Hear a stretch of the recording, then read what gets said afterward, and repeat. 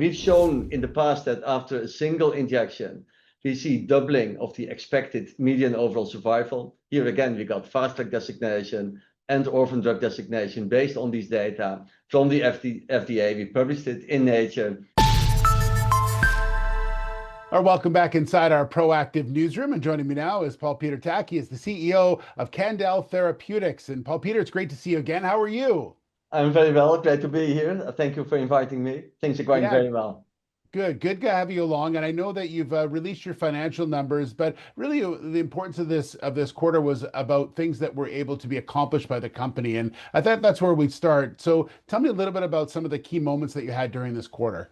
Yeah, this has been another very successful quarter. So we're very excited. People are working very hard and it leads to concrete deliverables. So first, we have, of course, announced our positive results in early localized, newly diagnosed prostate cancer. We hit the primary endpoint supported by secondary endpoints. And basically, we aim for cure, right? Disease-free survival. And these data, this abstract was accepted for oral presentation, which is a big thing, at the big oncology meeting, ASCO in Chicago.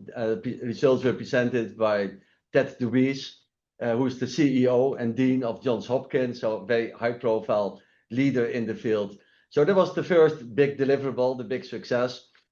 Then based on the data we got from the FDA, I call it the new FDA, RMAT designation, Regenerative Medicine Advanced Therapy designation, which is like a breakthrough cancer designation for gene therapies.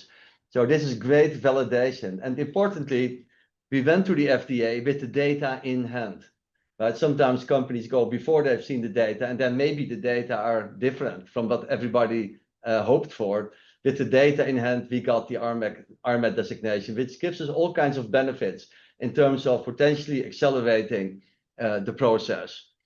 Then CAN-2409 is not only developed in early localized prostate cancer, but also in other indications like non-small cell lung cancer and pancreatic cancer.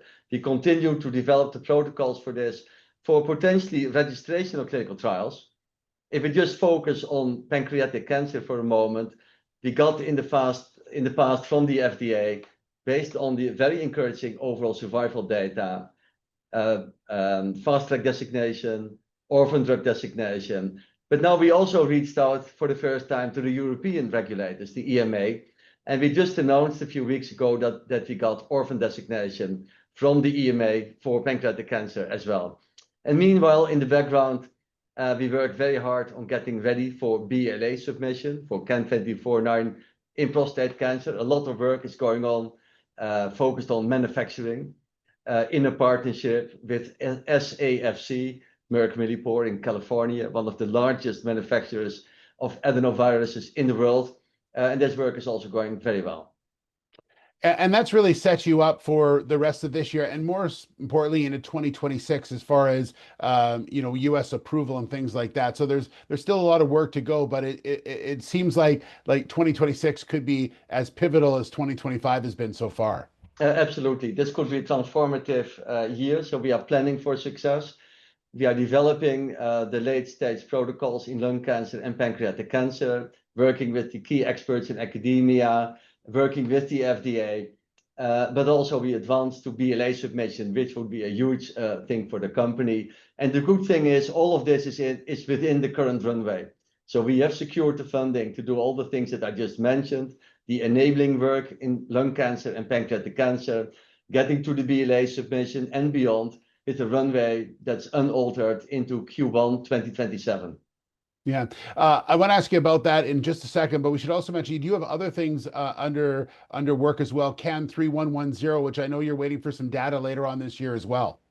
Exactly. CAN-3110 is equally exciting. It's in an earlier stage of development. We are testing it in the most difficult to treat form of cancer, which is recurrent glioblastoma, brain cancer.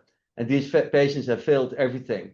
And we've shown in the past that after a single injection, we see doubling of the expected median overall survival. Here again, we got fast track designation and orphan drug designation based on these data from the FDA. We published it in Nature. And now we've started to explore what would happen if you give multiple injections? Could it look even better? And we have submitted a paper where we do a very deep immunological and molecular biomarker analysis to a high impact journal. The good news is this is currently under review, so it has passed the editor. We're hoping for a positive decision. It undergoes independent peer review, so you never know. But we hope to have these data in the very near future. So we expect additional clinical activity and biomarker data that will support the tissue response in the brain to multiple injections with CAN-2409. Okay.